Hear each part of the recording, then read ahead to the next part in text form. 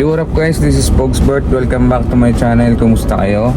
So eto, balik kalsada na ulit tayo. Balik sideline tayo kasi sa sobrang taas ng mga bilihin. Tapos grabe yung bills na kailangan natin ma-update. So balik sideline tayo.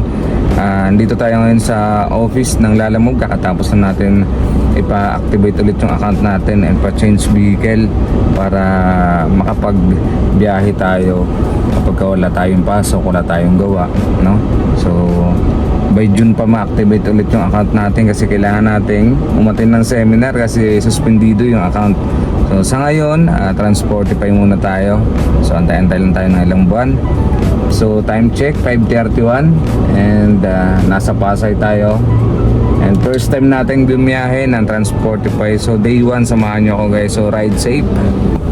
Tsaka samahan nyo ako, tignan natin kung magkano yung rate, no? Hindi naman na tayo bago dito kasi dati tayong rider ni Lalamove. So check natin kung anong kaibahan ng kitaan nila sa 4 wheels saka sa motorcycle. Kung sasapat ba o maganda bang ang kitaan to. So ingat mga ano.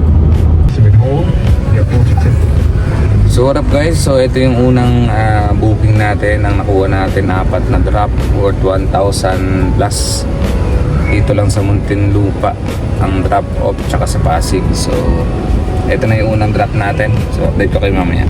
So guys, this yung ating first drop para sa ating Transportify. And nagbigay ng tip si client, customer, 50 pesos pang merienda daw. So nasa on the way na tayo for second drop, 26 minutes. So tara, traffic na observation tayo kay Transportify. So yung customer service na okay kasi hindi nila tayo pinapabayaan. Hindi sila tawag, no? Kada transaction nare-remind. Hindi ko alam kung sa mga baguhan ng ba or lagi. So active lagi yung customer service nila pag nakagano tayo. So let's go. Kasi pangatlong drop tayo, 7 minutes lang, 1.5 kilometer. So let's check natin yung pangatlo. So last drop na tayo sa pang destination for natin. So okay, ayan dito 2.7 kilometer, 11 minutes na yung last drop natin. So pang okay na rin, 1,000 plus may 50 pesos na tips. So alright, this time check alas 12:30. Nakabalik na tayo ng Cavite, hindi tayo nakakuha ng booking. Late naman na tayo nagsimula sa ating first day bilang Transportify, no? Kasi inayos natin yung Lalamove account natin. So bali isang book lang tayo ngayon kasi 4 na stop yung nakuha natin from Makati, Muntinlupa, tapos 3 sa Pasig. So okay naman yung experience worth